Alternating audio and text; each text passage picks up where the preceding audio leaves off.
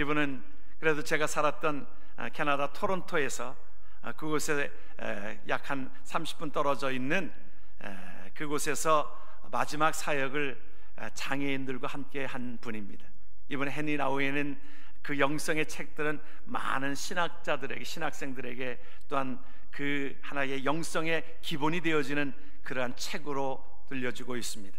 많은 책들을 썼습니다. 그는 사실은 상당히 우수한 교수입니다.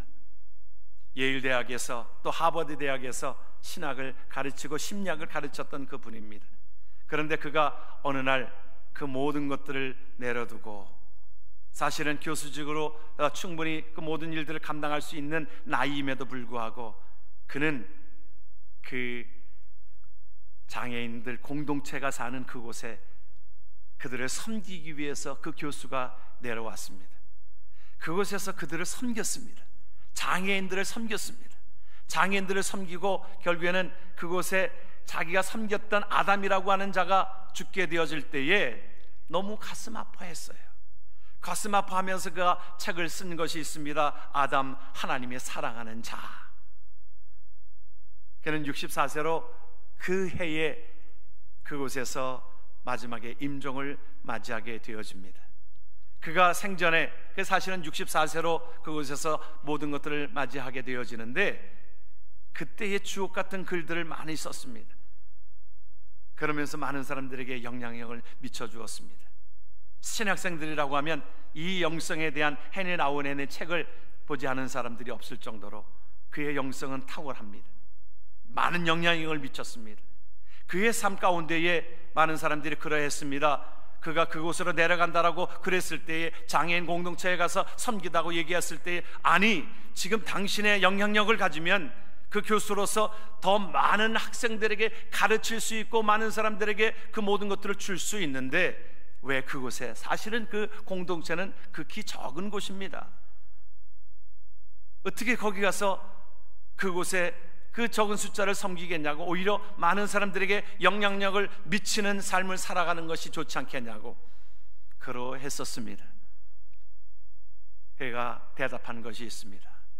내가 나를 위하여 내가 원하는 삶이 아니라 내 삶은 주님이 원하는 삶으로 살기를 원한다고.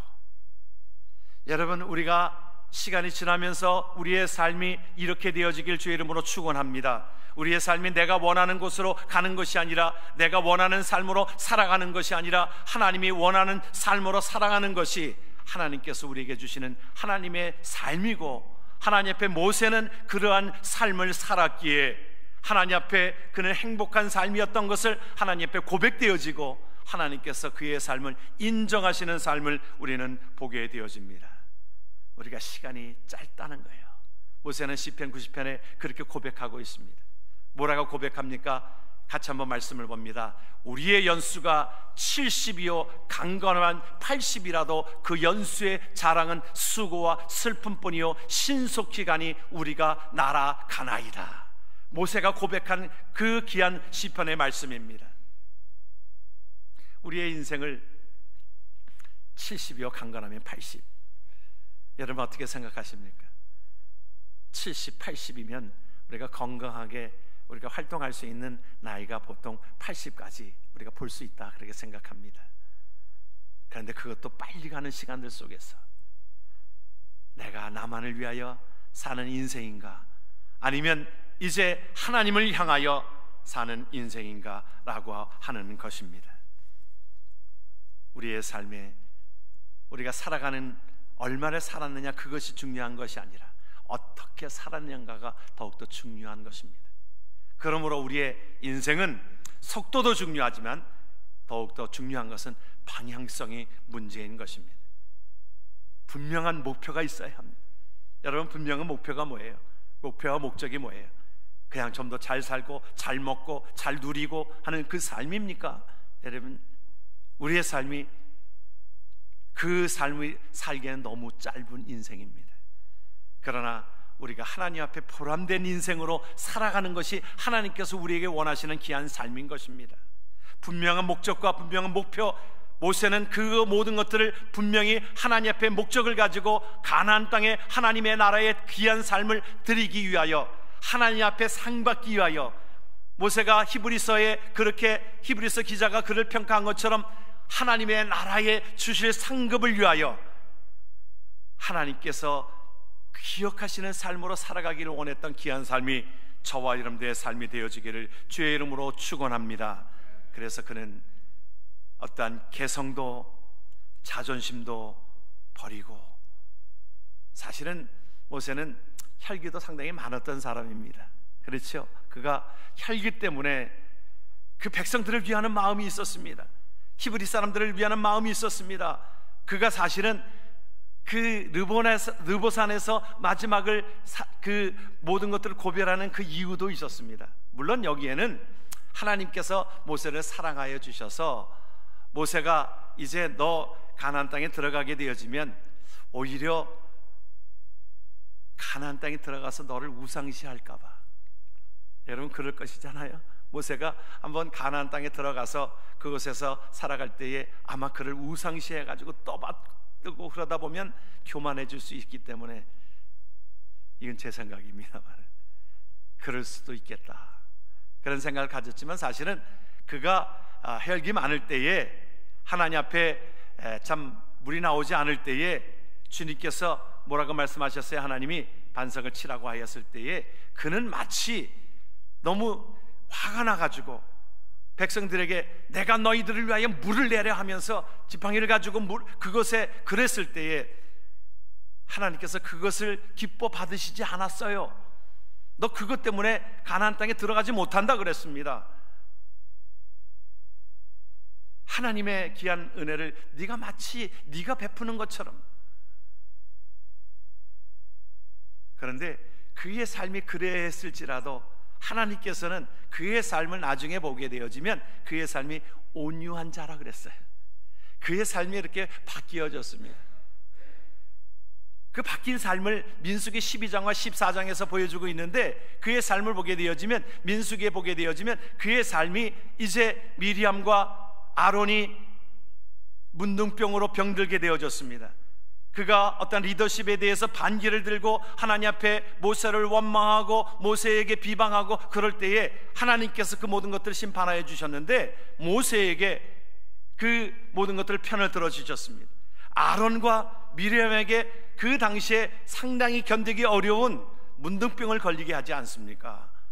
그렇게 되어지면 그 가운데에 우리가 함께 말씀을 보았습니다마는, 그 가운데에 있어서도 모세는 그것 때문에 그렇게 꼬세하거나 잘됐다고 그러지 않았습니다. 마음이 하나님 앞에 그렇게 기도합니다. 모세가 여호와께 부르짖어 고쳐 주시옵소서.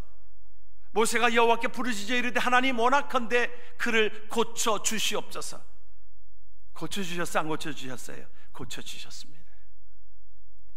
그는 그 가운데에 중보기도자로 나아갔던 것을 우리는 기억하게 되어집니다. 그는 혈기 많았던 그가 하나님 앞에 베푸는 자로, 그 귀한 사랑을 베푸는 자로, 하나님 앞에 중보기도자로 하나님 앞에 나아갔을 때에 그의 삶은 하나님께서 인정하시는 귀한 삶이 되었던 것을 우리는 기억합니다. 그리고 14장에, 우리 민수기 14장에 또 큰 사건 하나를 만나게 되어집니다. 어떤 사건입니까? 이제 그들이 가나안 땅까지, 그 목전까지 왔습니다. 12명의 정탐꾼을 보냈습니다. 12명의 정탐꾼을 보냈을 때에 다수가 못 들어간다고 그랬습니다. 2명만이, 여호수아와 갈렙은 아니라고, 하나님께서 주신 땅이기 때문에, 이것은 우리가 하나님께서 이 땅을 하나님께서 주신다라고 약속하셨기 때문에 우리는 들어갑니다. 저들은 우리의 밥입니다. 그러나 10명의 정탐꾼들은 무슨 소리냐고 그것을 사람들을 보고 와서는 불평을 합니다. 모세가 우리를 잘못된 길로 인도하게 된 것입니다. 이곳은 우리가 못 들어갑니다.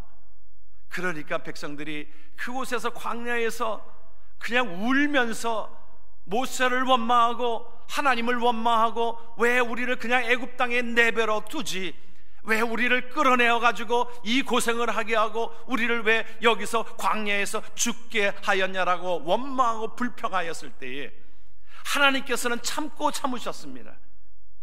하나님께서는 그 모든 것 가운데서 인도하셨던 하나님, 열장을 통해서도 하나님의 위대하심을 보셨던 하나님, 홍해 바다를 건너면서도 하나님께서 위대하심을 보이셨던 하나님, 먹을 것을 만나와 메추라기로 먹이시고 하나님께서 모든 것에 물을 나게 하시고 사막에 하나님께서 이 모든 것들을 하나님께서 구름 기둥으로 불 기둥으로 인도하셨던 삶을 그들에게 보여주었건만 하나님의 위대하심을 완전히 폄하하는 것이었습니다. 하나님이 진노하셨어요. 민수기 14장은 보게 되어지면 여러분들이 하나님께서 얼마나 진노하셨는지, 내가 저들을 전염병으로 모든 자들을 쓸어 버리겠다, 이제 우리가 새판 짜자, 하나님이 그렇게 말씀하셨을 때에 모세가 하나님께 그렇게 기도합니다.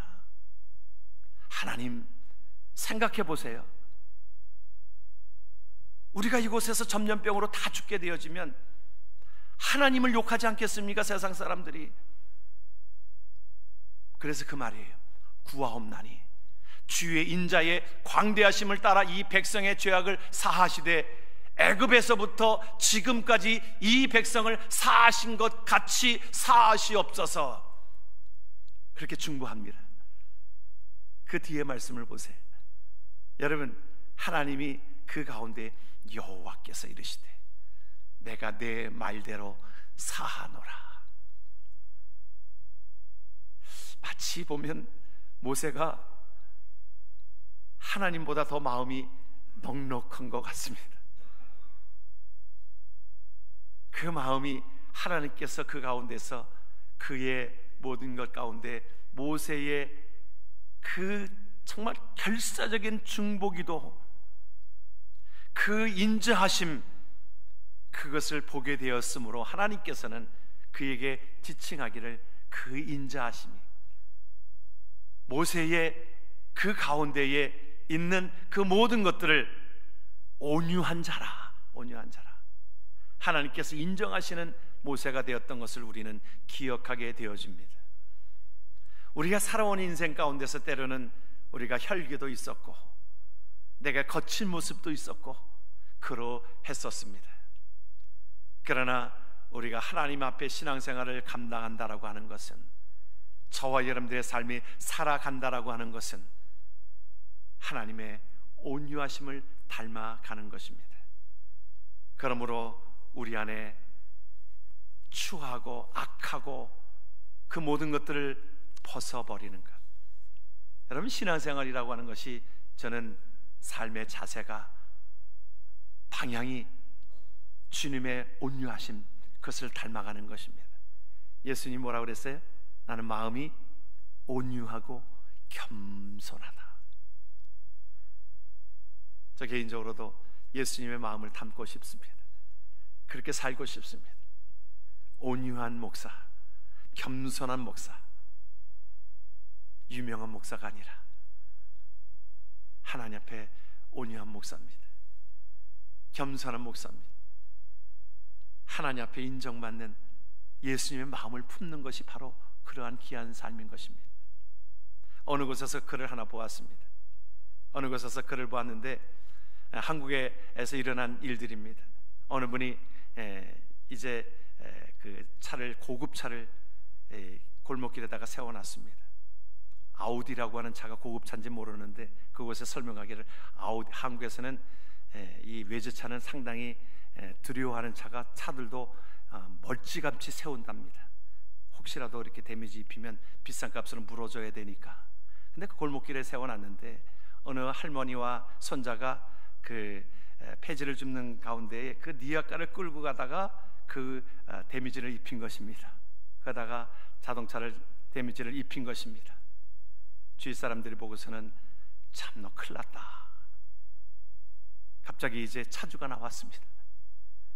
차주가 나왔는데 할머니가 어쩔 줄 모르는 거예요. 우리 손자에게 잘못했다라고 얘기해, 잘못했다고 얘기해. 그런데 그 상황이 되어지면 차주가 보통 보면 노발대발 할 건 아니겠습니까? 그런데 그 차주가 오히려 내가 이곳에 좁은 길에다가 내가 차를 잘못 내가 주차하였다고, 할머니 죄송하다고, 그 손자에게 미안하다고 그러는 것이었습니다. 사람들의 예상을 뛰어넘은 것입니다. 그러면서 오히려 할머니와 그 손자에게 미안하다고 저를 꾸벅꾸벅하면서 가는 모습을 주위에 있는 사람들이 보고서는 그것을 SNS에다가 띄웠습니다. 감동 주는 건 아니겠어요? 그 있는 자가 감동을 준 것입니다. 보통 예상으로는 그렇지를 못했는데 사람들의 생각을 뛰어넘은 것입니다. 많은 사람들에게 댓글이 올라왔어요. 참 고마운 분이다. 그런 사람이 사회를 밝게 하는 것이다. 있는 자가 베풀지를 못할 때 우리는 손가락질 하지 않습니까? 그런데 그 뒤에 보니까 아우디 회사의 사장이 그것을 보고서 그 차를 무료로 고쳐주겠다라고 그랬다는 것입니다. 참 그런 이야기를 들을 때 참 가슴이 따뜻해 오는 것을 보게 되어집니다.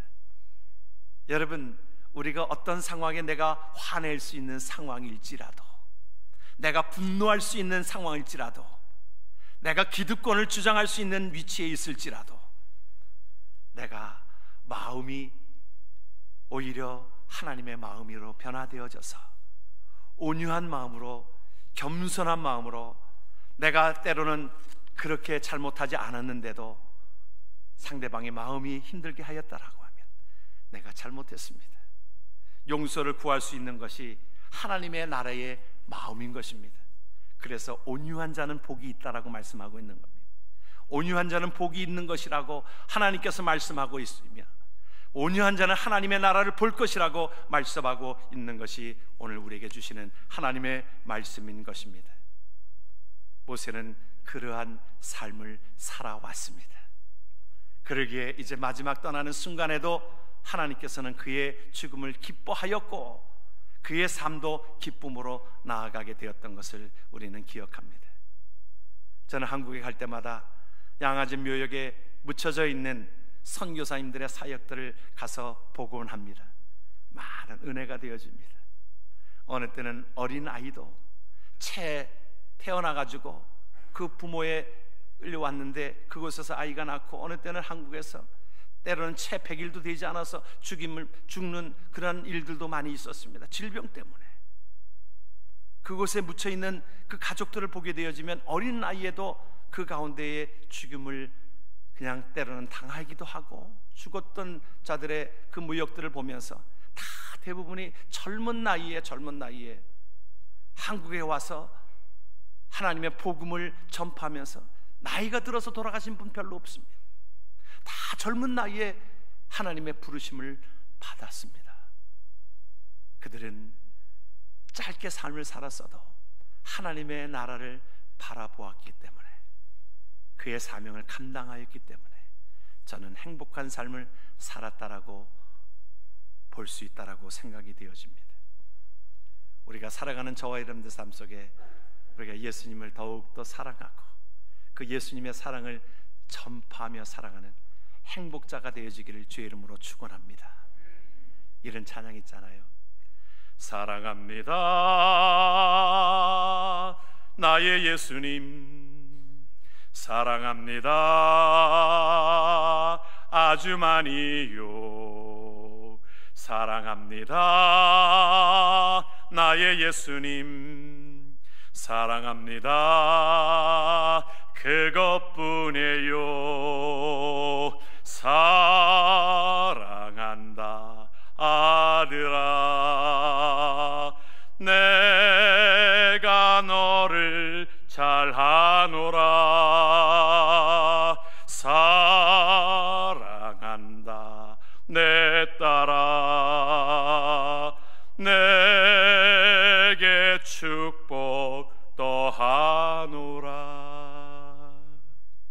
하나님 앞에 행복자로 살아가는 자 되기를 주의 이름으로 축원합니다. 기도합니다. 아버지 하나님,